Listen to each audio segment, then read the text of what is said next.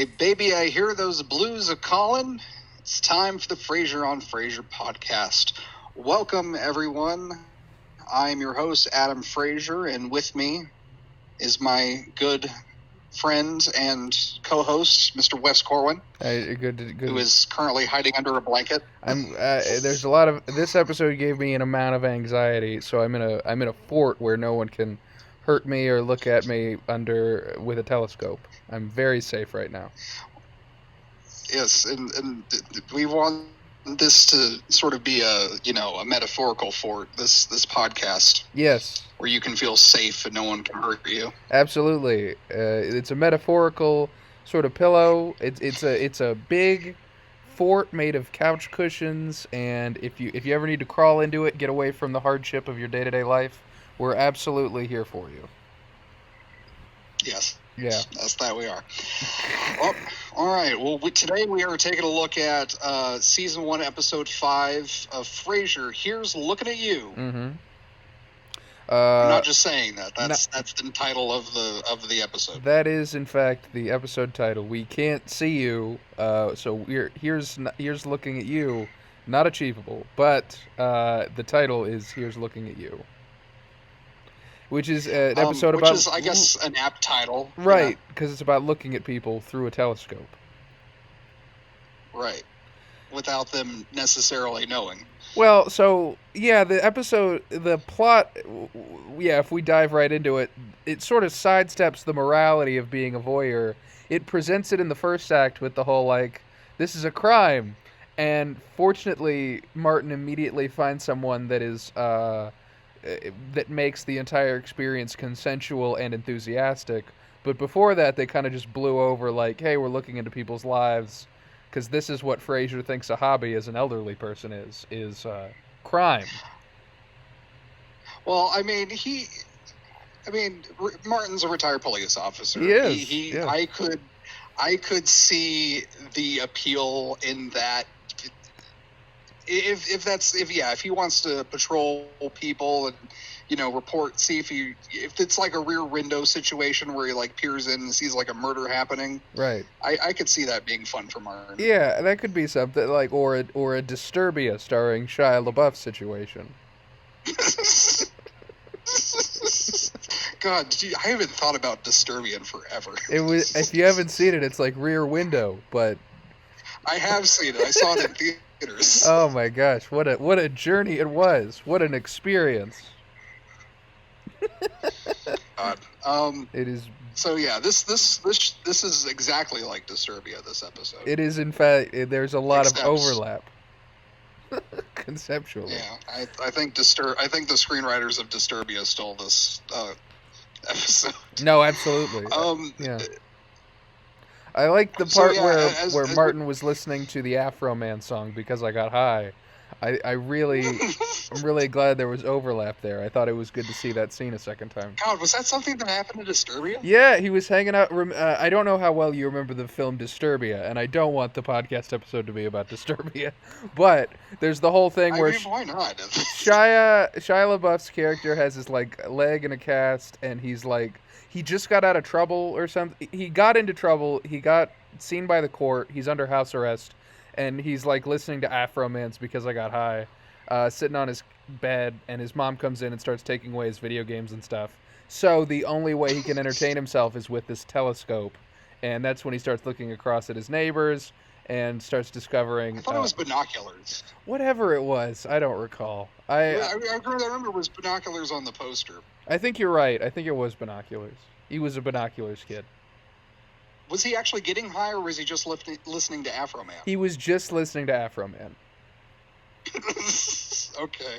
I don't think he was getting high. His mom comes in. And his mom comes in and is Mom! Yeah, Mom, I'm in here listening to Afro Man. Like us kids do. God. Mm-hmm. Was that 2007 that came out? Let's Google it real quick. Disturbia. Yeah, it was 2000. God, nailed it. That's incredible. 2007 was a terrible year for. It was just when I think back to any kind of bad to like mediocre movie. I'm like, it came out in 2007. It It's had to have come weird. out in 2007. That's the only, yeah. What other movies came out We're getting away from the point. I'm sorry. We are getting away from the point, but I do kind of want to pursue this line of of thought. We can maybe come back to this at some point later on in the podcast. But yeah, let's get into let's get into the actual episode. So we have we start off in the offices of the Frasier radio program. Yes. There's a guy on the phone soliciting Frazier for advice, for help, and then Frazier corrects his grammar, which pisses the guy off. Right. Which I can kind of understand. It's kind of a weird thing. Yeah, the guy opens up to Frazier and is like, "My mom isn't doing anything. She doesn't have much of a life. She won't leave the house." And Frazier, he says she literally hangs around the house all day, and Frazier is like, decides to interrupt him to say it's a pet peeve. You mean figuratively. And I think Frazier, I can't be sure, I know this came out in 1993, which means maybe Frazier is the first person that's ever said this literally versus figuratively bit, but also it's dumb. At this point, the Oxford literally changed the definition of literally to mean figuratively, and vice versa. Words are meaningless. This is a hill that Frazier died on, and Doug says it's his pet peeve to do all this, like, hey, when someone nitpicks my grammar, and then hangs up on Frazier, and he sure got Frazier, except Frazier corrects his grammar in the next sentence, and then Roz does a whole bit where she says her pet peeve, and it doesn't come into the episode ever again. And we should also mention this man on the phone is played by Mr. Jeff Daniels. Jeff Daniels from Newsroom and Dumb and Dumber. And we were discussing this, like how they get, how is it that they get these celebrities to come in and do like these 10-second cameos, if only like in voice only? How do they get them to do this in Frasier? That's a great question. I don't. And I think it's probably just the fact that, I mean, they're filming this on the Paramount lot. Yeah. They've got so many people, coming and going, and they probably, I mean, they were probably, Jeff Daniels was probably in the middle of filming Speed. Yes. And they like pulled him aside and was like, "Hey, you want to do a quick thing for Frasier?" Yeah. I'm sure Daniels said, okay. What I bet they pitched it is, "Hey, do you want to be like a voice on Cheers?" And they're like, "Oh, I love Cheers." And got you. It's Frasier, you idiot. You're on Frasier. You'll never be able to say that you weren't on Frasier. Got him. So we get to our... Oh, and it's also mentioned by Roz in this episode that her mother is the Attorney General for Wisconsin. Yes. She is stopping crime which I think in the does come dairy up in a state. later episode. Oh, that's fun. Do they get charged of a crime in Wisconsin and have to face Roz's mom? No, I think she just comes to visit. That's fun. But a fun little fact, apparently during this time in Wisconsin in 1993, Wisconsin's Attorney General was in fact a man named James E. Doyle. Oh. James E. Doyle? So Roz Doyle, James E. Doyle... Oh, I mean, conceivably, Roz's last name is Doyle. I probably should have led with that. Oh, that's interesting. I wonder if what they're saying. I guess, that's interesting. Why would they misgender the Attorney General? And eventually, well, I don't think it was. I don't know if it was actually intentional, or perhaps. Well, I don't know. I will say probably just a coincidence. James Edward Doyle died in 1987, which is interesting. Anyway, let's. People die. People do die. That's a fun thing to discuss. Is mortality? I think that's fun. So, in this episode of Frasier, speaking of mortality, Martin is getting on in years. A movie is trying to figure out I was trying to figure out a way to tie that into a movie that came out in 2007. Oh. Balls of Fury? That would make so much sense if Balls of Fury came out in 2007. It did. Did you Google that? How did you know? I just know that Balls of Fury came out in 2007. You expect me not to know the year that Balls of Fury came out? I guess that's my fault. I shouldn't have underestimated you, Adam. Blades of Glory came out in 2007. Epic Movie came out in 2007. Evan Almighty, Wild Hogs came out in 2007. Dukes of Hazzard. Really bad. Right? I Now Pronounce You. Die Hard movie. I Now Pronounce You. Chuck and Larry came out in 2007. Dwayne "The Rock" Johnson in The Game Plan, where he's a football player with Yep. Delta Farce starring Larry the Cable Guy. This is the worst year. Kicking It Old School starring Jamie Kennedy. Daddy Day Camp. 1408 with John Cusack. The Bratz movie. Mr. Woodcock starring Billy Bob Thornton. Rob Zombie's Halloween. Oh my gosh. Spider-Man 3. Yeah, 2007 was like a dumpster fire for movies. Fantastic Four, Rise of the Silver Surfer. Did we say Who's Your Caddy? No, we didn't say Who's Your Caddy. The Michael Bay Transformers movie. Battle for Terra. Pirates of the Caribbean at World's End. I'll go again. The Last Mimsy. Oh my gosh. National Treasure 2, Book of Secrets. God, we could just make the rest of this podcast naming off movies, mediocre to terrible movies that came out in 2007. Truly awful films. Dan in Real Life. If you're interested, I recommend you check it out yourself, because the Nancy Drew movie, The Game Plan with Dwayne "The Rock" Johnson. Jim Carrey's The Number 23.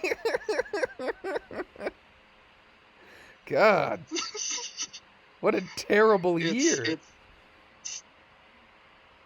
My favorite. The 9 starring Ryan Reynolds. 88 minutes starring Al Pacino, which is literally the longest 88 minutes you can have because the film is 98 minutes long and it's also awful. God, Next starring Nicolas Cage. Okay. Okay, we've got to move on. Are we spent? We might be spent. All right, yeah. Mr. Megorium's Wonder Emporium?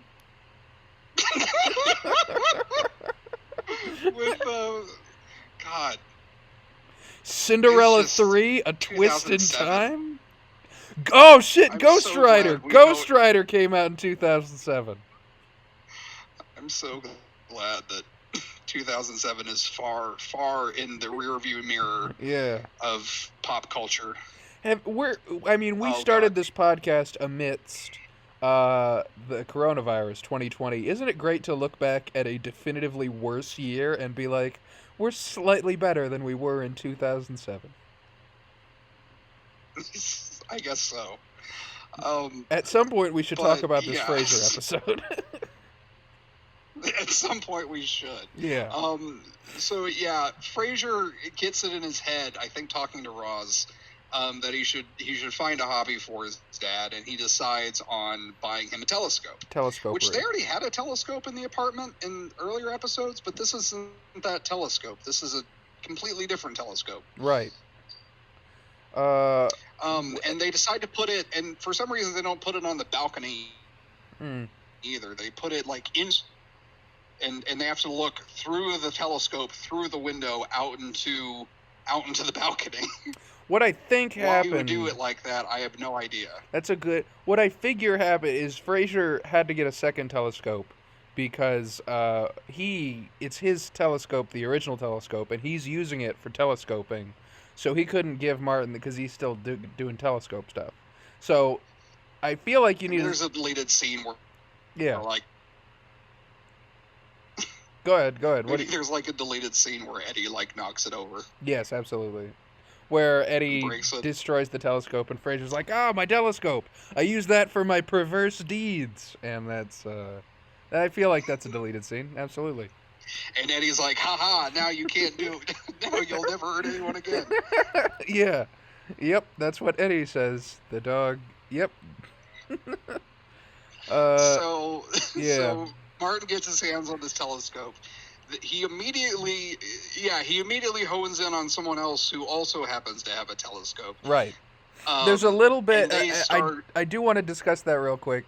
There is this sort of theme where Frazier and Daphne are both like, this is going to be a fun activity for Martin. And Martin is initially horrified because he's like, this is a crime. You're peeping on private citizens. And Frazier's like, come on, it's innocent fun. And it never, like, Martin is like, I'm a cop. Like, I can't break the law just because I'm retired. And Frazier and Daphne both, like, taunt him. And they're like, oh, look at this cool, look at these people. They're sitting on couches. There are a million different stories. Also, there's a murder. And we know from the last episode that one of Martin's hobbies is trying to solve crimes that he didn't solve when he was in active duty. So he's like, I've got to tune, that's tomato juice. And that's what kind of kicks him into gear of looking at all these people.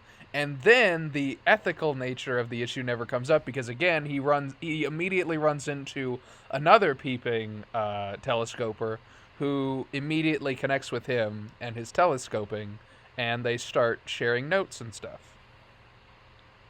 So this was apparently just a thing going on in the 90s. This was Facebook before the internet. Was you would buy a telescope and you would write things on a pad of paper and you would put them in your wall so other telescopers could be like, oh, Greg is having a good day. That's good.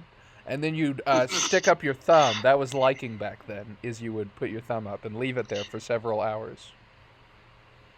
I actually had a telescope when I was a kid. I asked for it for Christmas. I was at one of those Santa Claus deals where you sit in Santa's lap and you tell me once, and I was so nervous I didn't really give any thought to what I wanted. Right. So I just kind of blurted out telescope. Oh, sure. Lo and behold, that's what I got for Christmas. Lo and behold, that's what you get. You get a telescope. And I couldn't really make great use of it because there were just trees all over the front yard of my house. So it was completely just blocked out the sky. I couldn't see anything through that thing. Oh, what a tragedy. It was a Christmas wish squandered. It was a wasted Christmas, like the scene in Christmas Story where he's like, you'll shoot your eye out, and Santa's like, what do you want for Christmas? And you're like, a telescope. And he's like, that's a crime. I'm a police officer. You're going to jail. I'm Officer Santa Claus. Officer Santa Claus. Yeah. I do stings every Christmas. Sorry. He just some kid goes and is like, I want black tar heroin. Freeze, kid, you're under arrest.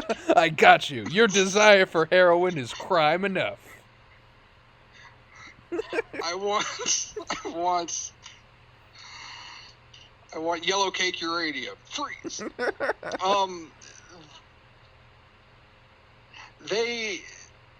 God, where are we at in the episode? Martin starts to pass notes back, he and Irene, which we discover is the other telescope enthusiast. They're sharing notes, they're talking to each other, they're trading stories, and Frazier decides to intercede. Daphne is helping communicate, writing down notes, handing them to Frazier, handing them to Martin. Martin's holding them up. I think Martin's. Yeah, he's reading off the messages that Irene is sending. He's having Daphne write the messages back. And Frazier decides to expedite things. He grabs the notepad and just writes the phone at Frazier's so that Irene can call and they can talk a little bit quicker and maybe get down to romance and talk to each other quicker. So Martin is like, she won't call. Yeah, he wants to do this back and forth paper pad telescope exercise. That's what's fun to him. Were they at it all night? Because it's the next morning and Frazier walks in wearing his robe and they're still they're still at it. So did they do this all night? That's a good question. There are a lot of like crumpled up notes on the floor. Apparently, they've been doing it for 3 days, according to the dialogue, which is a long 3 time. days? That can't be right. That it. Let's find it. If we scroll down, check. They probably weren't doing it for 3 days straight. I guess that's probably they could have been doing it for 3 days, not off and on. Sure. Come on. So it says here. Oh, come on. You two have been exchanging notes now for the past 3 days. So maybe not 3 days straight, but for 3 days, Martin presumably would get up early in the morning and just be exchanging notes with Irene, who is also, I guess, retired. She can't have a day job if she's able to just do this for hours for 3 straight days. At some point, you start getting into a work week. Well, yeah, and Martin can do it because he's retired. Yes, Martin can do it, but this is what kind of person is Irene? You assume she's either old herself and retired, or is a layabout and doesn't do anything, which is also something. She's just broke her foot and she's listening to Afro Man. Right, in their she's house. And like she's talking to Martin, she's trading notes, but she's also monitoring the murders that happen underneath Frazier's home, because there's a whole drug ring down there. Yeah. Yep. We'll get into that in a later episode, though. In a later episode, not to spoil anything. No, not to spoil anything. So they get on the phone. They start having a conversation. Martin shoos them away into the kitchen where Frazier and Daphne have a conversation. Frazier's just really happy that, his dad has found someone, and that it could evolve into sort of a more romantic relationship because, he wants his father to get out there. He wants him to have, relationships other than just, him and his healthcare worker and his sons. So, I mean, this is good for Martin. This is good that he's getting out there and talking to women. Mm-hmm. Mm-hmm. And, so he pops Martin back in. Comes in. Yeah. Yeah. And he's almost immediately. Very quickly. And he just said, like, it was a very short, brief conversation that they had. These people who've been talking for 3 days. For 3 days, they have like a 4-minute conversation. Maybe they might have a 2.5-minute conversation, and they're needling him like, "Oh, was she nice? What did she say?" And Martin was like, "She said a lot of stuff." And then they were like, "Well, are you gonna see her again?" And Martin was like, "No, not my type." Ooh, coffee cake. And then he eats coffee cake. And then he just devours, his jaw unhinges and he just devours an entire coffee cake in one bite. Yep, he like a velociraptor or like an animal. And he's like, "Where's the butter?" He is a monster. This is the episode where we learn that he's a monster man. He's like he's one of the elder gods. Yep. So it doesn't work out between Martin and Irene. They're no longer going to be speaking to one another, apparently. Mm-hmm. So Frazier and Niles discuss this at Cafe Nervosa, as they often do, discuss things going on in each other's lives. And Niles is also disappointed to hear that Martin isn't going to be seeing Irene anymore, but he jumps on the opportunity to introduce Martin to Aunt Patrice. Aunt Patrice, who Maris's is Aunt Patrice. Maris's? Yeah. Yes. So this is a relative of Maris who is in town, and Niles has sort of been charged with, chaperoning and having them, entertaining them while Maris, makes up some excuse to not hang around and just dives under the covers and doesn't come out. Right. So Niles, in an attempt to sort of, foist Aunt Patrice onto someone else, suggests that Martin and Aunt Patrice get together, which Frazier immediately shoots down because, in his words, Aunt Patrice is a loon. Yes. And he's not. Niles asks if they could please do it, because Patrice is impossible to entertain. He really doesn't like hanging out. And Frazier is like, no, and Niles says like, well, at least you could come out to the car and say hello. Well, he says hello, and you can at least say hello. Frazier is like, what do you mean? And Niles is like, well, she's in the car, and it's revealed that Niles has left her in the car with the window slightly cracked, and they go back to drinking coffee. There's also we kind of blow over the immediate bit, the full minute where Niles reveals that he has humiliated and taken the role of the president of his wine club, Brewster Kahle, who after some research I learned was not somebody that bullied the director at his wine club. Like in the last episode. The last episode. I keep expecting like director's notes of the same theme, like Brewster Kahle is someone whose life I ruined at their wine club by trading out wine. But yeah, so that's that scene. And then Frazier, Martin, and Daphne are all hanging out. It's later in the apartment. Yes. Yeah. Frazier is consoling his son Freddie over the phone. Right. Who had a nightmare. This is probably the first. I want to say this is the first time we've heard Frazier like talking to Freddie. Yes. We don't hear Freddie, but we hear and see, Frazier's half of the conversation. Yes. And it's, of course, Freddie's had a nightmare. Senator Thurman is not in your closet, Freddie. Mm-hmm. Mm-hmm. The joke being Freddie is kind of, it's a weird thing for a kid Freddie's age to be afraid of a U.S. congressman. Right. From the 90s. That is a wild thing. I don't understand specifically why it's Strom Thurmond, but I also don't know anything. Well, I think I don't know much about Thurman but I think he was the center of a couple jabs. I think he was a popular person to kind of make fun of. I could see that. He was also a segregationist. I don't know if that plays into it. I don't know I'm sure he's just a weird-looking... I think he's just a weird-looking guy, maybe. Kind of looks like a monster man. I don't know. He lived to be 100. I don't know. Wow, okay. And then he died, too, in 2003. Mm-hmm. Before Disturbia could come out. He never saw Disturbia, which I think is the real tragedy. The conversation with Freddie doesn't really, I think, lead to anything. No. But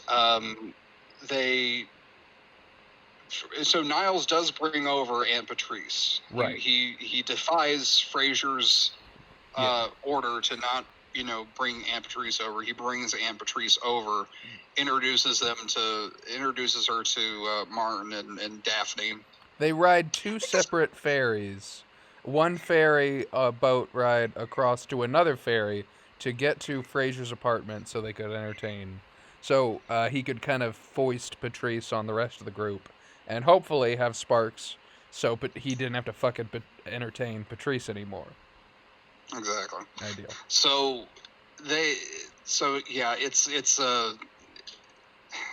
And we get to see Aunt Patrice and we get to sort of, we realize what Frazier kind of meant when he said she was a loon, right? Because she starts speaking in G-speak, which is a little party trick that her and Maris like to show off. Which isn't really a party trick. All you do is every syllable you put a G in the middle, which makes you look dumb. But this is apparently a party trick, I guess.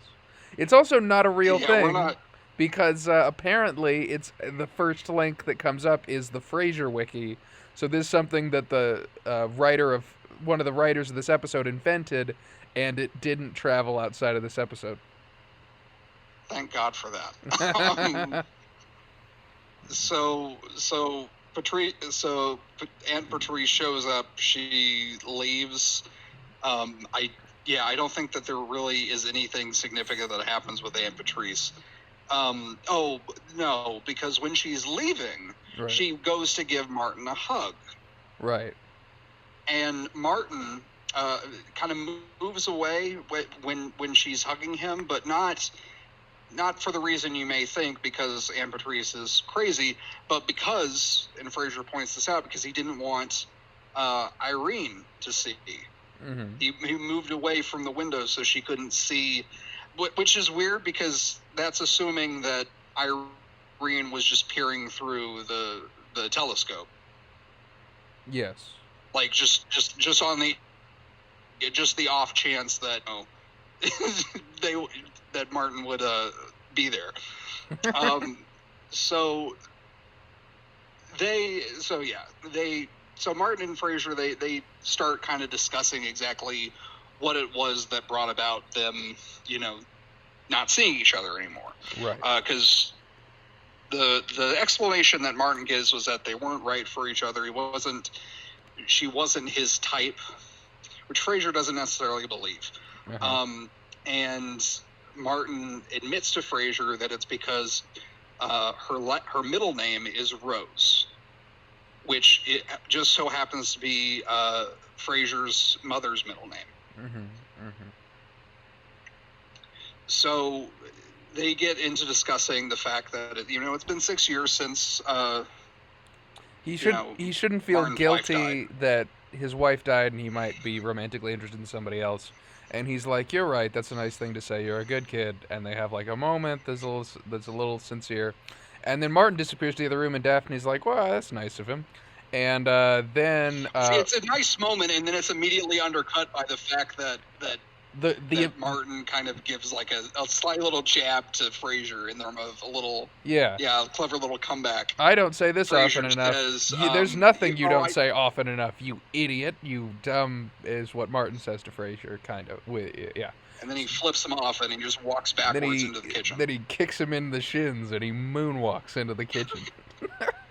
So Martin, where Daphne is waiting, and Daphne says is talking to Martin about what a good kid Frazier is, and Irene says something.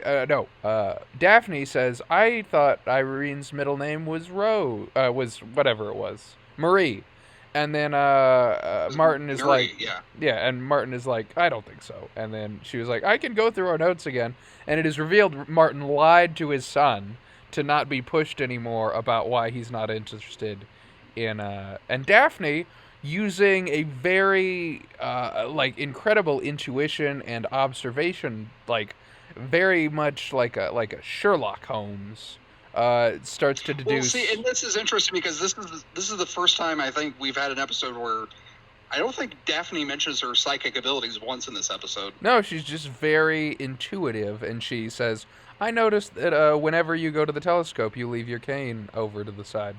And Martin is like, "Yeah, I don't want to trip over it." And she's like, "That makes sense. It would be a shame if your it would feel really dumb if your cane ever tripped you up." And it hangs on his solemn face as he realizes that he's letting that happen. Smart character. He's letting his physical handicap get in the way of him pursuing what could be a very promising relationship. Yes. Which, I think makes a little bit more sense than the middle name thing. Yes. I would agree with that. So we get to the next scene, and it's, I think, a little bit, maybe a day or two later, and Martin is preparing for his hot date with Irene. Gonna have a hot date with Irene. So he's adjusting his tie. He needs it fixed a little bit. Turns out in order to tie it, because it's got, he had to put it on Eddie first, and then take it off of Eddie and put it on himself. Which I guess that I want to see Eddie wearing a tie. Yeah, that's the first observation. Is it would be fun to see Martin put the tie on Eddie. That also implies that Eddie and Martin have very similarly sized necks, which is interesting. That's something. He could maybe just tie it a little bit loose, I guess. It's a dog-sized neck. You'd have to loosen it from. I mean, you could put it loose on Eddie, but you'd have to tighten it a little bit and then take it off. Otherwise, what's the point of tying it at all? I think. But anyway, you're right. This whole Eddie wearing a tie thing has completely shattered, our suspension of disbelief. I feel this is the last episode of Frasier and Frazier. We're not going to do it again. We're stopping after season 1, episode 5. We couldn't stay on board after the Eddie tying a tie bit. So, Yeah. then the door opens up. There's a cute visual bit where the cameraman is outside the front door. Martin says, "Hi, Irene. Nice to finally meet you." And they're just kind of looking out the door for maybe a little too long. And that's pretty much the Yeah. episode. A little awkward. A little awkward. Yeah, so we never actually see Irene in this episode. No, but I assume she is played masterfully by Jeff Daniels. I assume. That's what. She's played by Shia LaBeouf. Yes, I bet that would make sense. That would be good. Yeah, that's pretty much the episode. Wes, any other thoughts you want to throw at us? Let's see. So here's the thing, is that I liked a number of bits. I guess the thing that sticks out the most though is the G-speak, which was bizarre and nothing. I have to imagine it's one of the.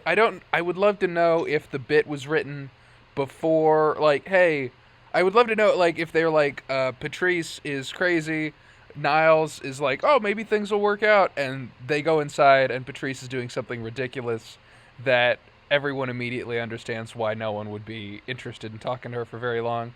And then they have to figure out in the writer's room what she does, or if they had G-Speak in the can ready to go. But the second she started speaking like that, I was like, this woman is insane. This woman should not be allowed to walk the streets. This woman should be banging about the walls of an asylum doing these things. Inserting G's willy-nilly when there's a shortage of G's? Yeah. There was a joke, I think it was right before Patrice arrived, that I enjoyed, because I kind of relate to it on a personal level. Martin says, Martin is again sort of reiterating the fact that him and Patrice are right for one another. He says, "Haven't you ever met a woman and decided that she's not the one?" Yeah. Frazier replies, "Yes, 5 years after I married her." Very good joke. Very solid joke. I can kind of relate to that. Yeah, that's fun. Yeah. So it was. I mean, overall, again, I think I've said this before. It felt like a pretty short episode because there really wasn't a whole lot going on other than the one plot. And yeah, these early episodes, season 1, don't have a lot of B story. It's all A story. Right. So I am very much looking forward to that when we get into some of the more complex episodes. But on that note, we are actually coming up to an episode that I'm actually personally looking forward to. That is episode 6, The Crucible. Oh. Frazier is furious when he learns that his newest art purchase is a fake. Oh man, I can't wait. Is it a first edition copy of The Crucible by Arthur Miller? No, he purchases he purchases a painting from. Oh, okay. He purchases a painting from Jolly Red, and he doesn't examine it closely enough, and it turns out to be a fake, and he hands it over to Blatt and's like, he can't put it in the museum. So. Oh man. Oh, that's enough to wet my whistle. I cannot. We can't talk too much about it. We got to save it for the episode. But this is. Oh, we're leaving you on a cliffhanger here, folks. So stay tuned. We're gonna keep doing this episode. I don't think we're gonna stop anytime soon. Probably not. But once again, thank you all for listening. My name is Adam Frazier. Wes. Yep, that's me. Corwin has been with me. Yep. Yes. Thank you for listening. Good night. Big Stand, starring Rob Schneider, came out in 2007. Okay.